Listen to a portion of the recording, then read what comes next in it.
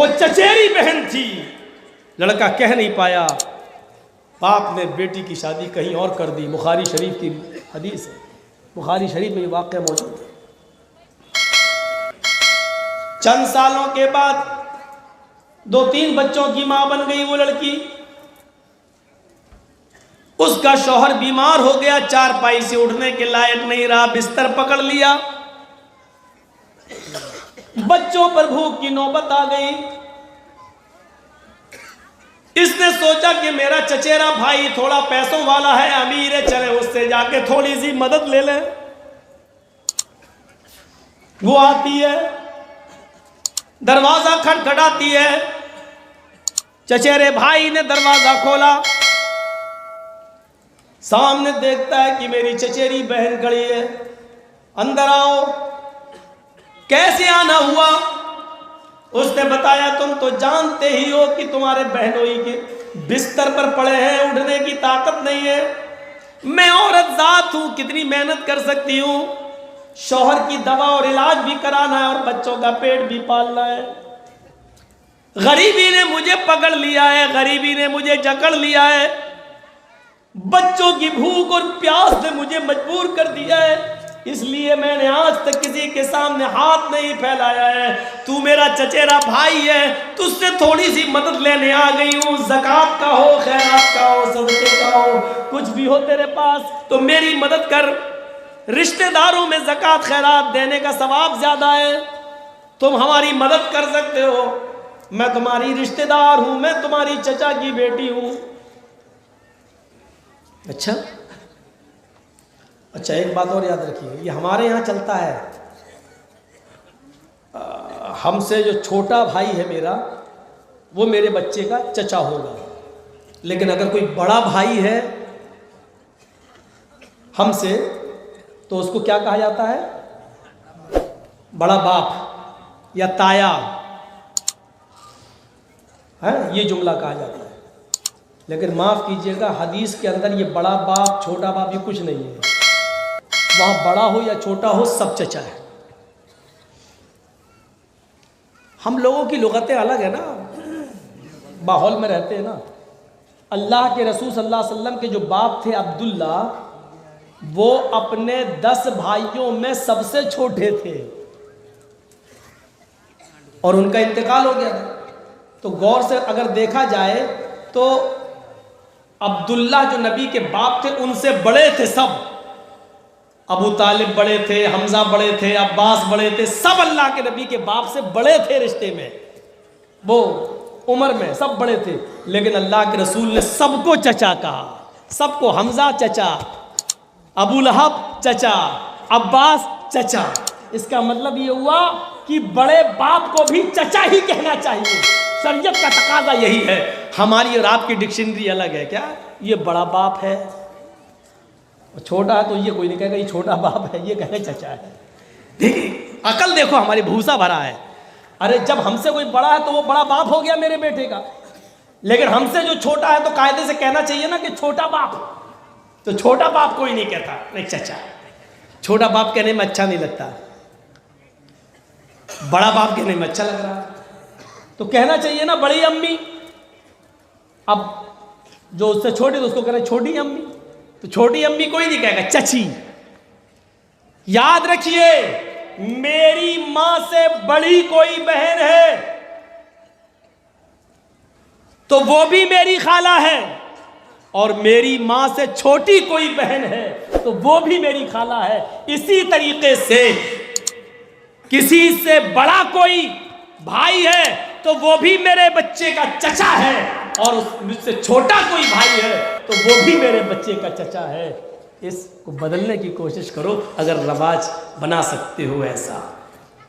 तो इसीलिए मैं कह रहा हूँ चचेरी बहन, चचेरा भाई, क्योंकि दोनों एक दूसरे के चचा, चाहे छोटा हो चाहे बड़ा हो, बड़े अब्बा की बेटी, बड़े, ये कुछ नहीं। चचेरी बहन, चचेरा भाई।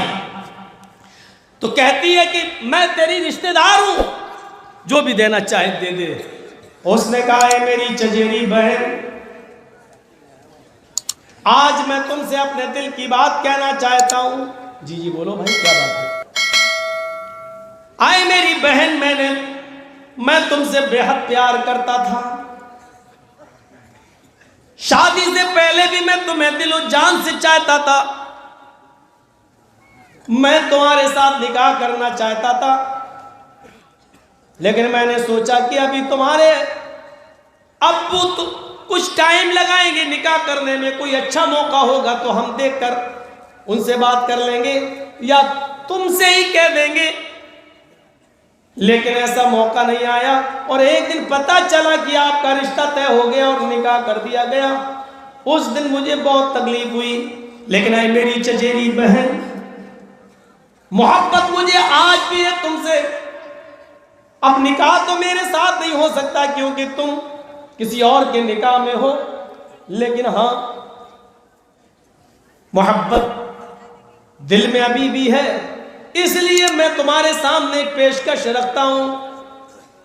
आज की रात तुम मेरे बिस्तर पर आ जाना, मैं तुम्हारी मदद अभी किए देता हूं और आज की रात मिलने का वादा करो। उसने समझाया,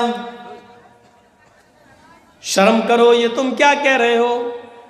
इसने कहा सोच लो, एक तरफ तुम्हारा शौहर है जो बिस्तरे मर्ज पर पड़ा हुआ है, दूसरी तरफ तुम्हारे छोटे छोटे बच्चे हैं जो भूख से बिलबिला रहे हैं। सोच लो, गौर कर लो। वो मजबूर थी, बच्चों की भूख उस पर देखी नहीं जा रही थी, शौहर की बीमारी ने उसको मजबूर कर रखा था। थोड़ी देर के बाद उसने इस बात में अपना सर हिला दिया, जैसी तुम्हारी मर्जी, लेकिन अभी मेरी मदद कर दो, मैं अपने बच्चों को कुछ खिला दूं और अपने शौहर के लिए कुछ दवा ले लूं। उसने कुछ दिरहम उस लड़की को, अपनी चचेरी बहन को दे दिए। कहीं जिक्र है 60 दिरहम दे दिए। ये लड़की उससे वादा करके चली आई, आधी रात गुजर जाने के बाद मैं तेरे बिस्तर पर आ जाऊंगी। मजबूर थी, चली आई, अपने शौहर के लिए दवा का इंतजाम करती है और अपने बच्चों के लिए खाना ना बनाती है, तैयार करती है, खाना खिलाती है, शौहर को सुलाती है।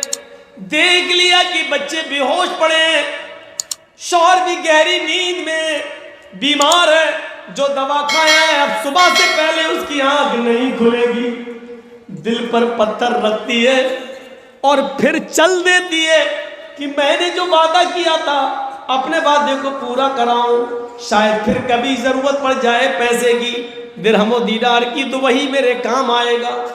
दरवाजे को दस्तक देती है, उसको तो नींद ही नहीं आ रही थी, वो तो इंतजार में बैठा ही था। दरवाजा खोला, उसने फौरन हाथ पकड़कर उसको अंदर खींच लिया और फिर दरवाजा लगाया और फिर वो उसके करीब आकर कहता है, आओ इस बिस्तर पे आओ, तुमने आने में कुछ ताखीर कर दी।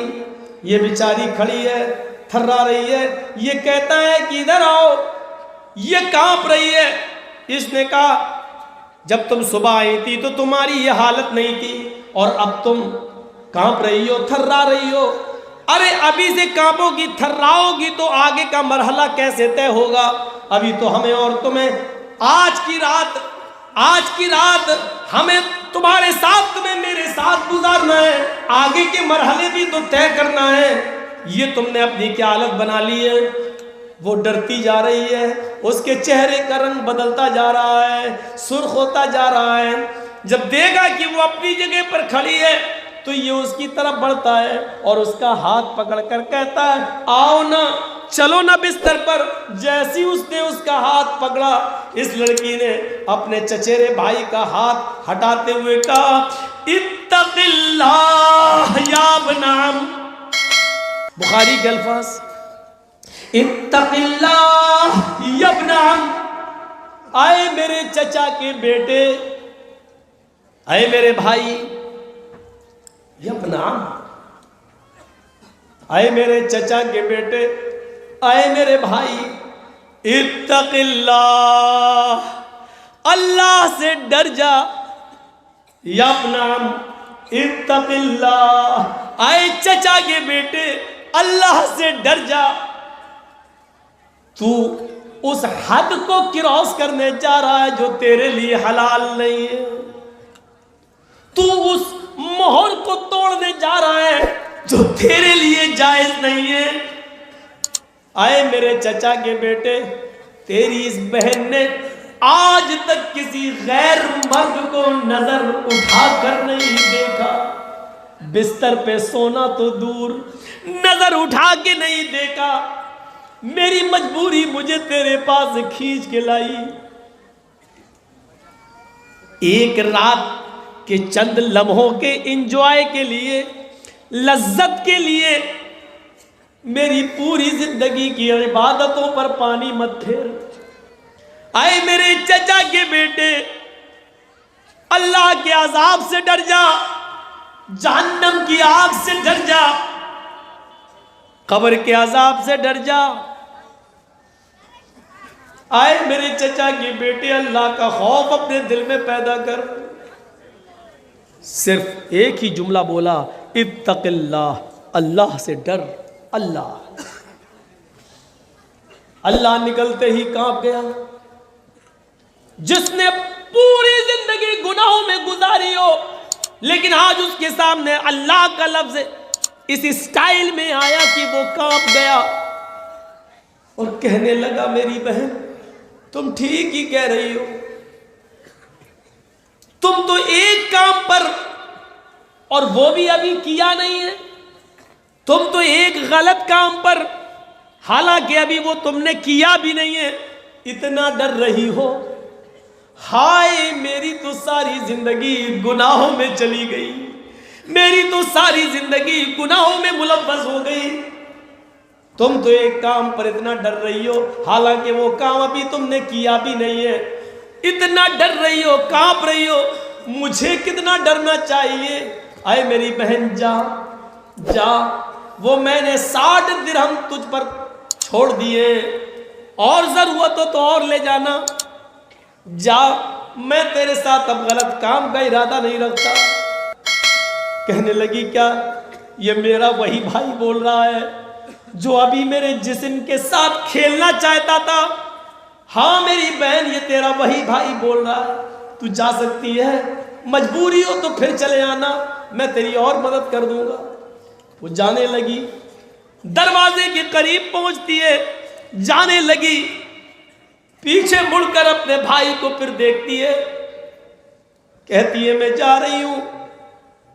इसने फिर मुड़कर कहा, आए मेरी बहन जाओ, लेकिन एक गुजारिश है तुमसे। कहा क्या? कल क़यामत के दिन जब अल्लाह मेरा हिसाब व किताब ले और मेरे नामे आमाल में गुनाह ही गुनाह हो, और फरिश्ते को हुक्म दे दे इस गुनाहगार इंसान को जहन्नम के अंदर फेंक दो, क्योंकि अपने नामे आमाल में कोई नेकी लेकर नहीं आया है।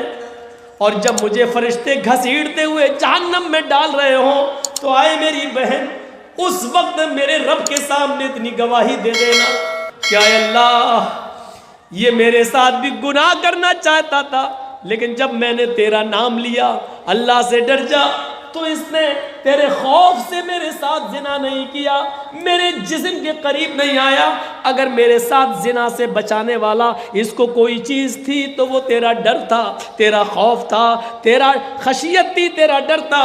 बस इतनी गवाही दे देना, शायद तेरी गवाही से अल्लाह को रहम आ जाए और वो मुझे बख्श दे। ये कहकर उसको रुखसत कर दिया। पूरा वाक़या बयान करने का मकसद सिर्फ इतना है कि पूरी ज़िंदगी गुनाहों में गुजरी थी उसकी, और जिना के करीब। और याद करो, जिसने पूरी रात दिमाग ही बना लिया हो कि अभी आती होगी, जहन बना चुका हो कि हम उससे मिलेंगे, आज दो जिस्म और एक जान होंगे, और ऐन मौके पर उसके अरमानों पर पानी फेर दिया जाए और ये कह दिया जाए कि अल्लाह से डर जा, क्या बीती होगी। लेकिन अल्लाह का खौफ उसको कैसा था कि फ़ौरन उसने कह दिया, जा, मैंने तुझे नजरअंदाज किया। इत्तक़िल्लाह, अल्लाह से डर, ये जुमला जैसी उसके अंदर आया, सुना, कांप गया और थर्रा गया।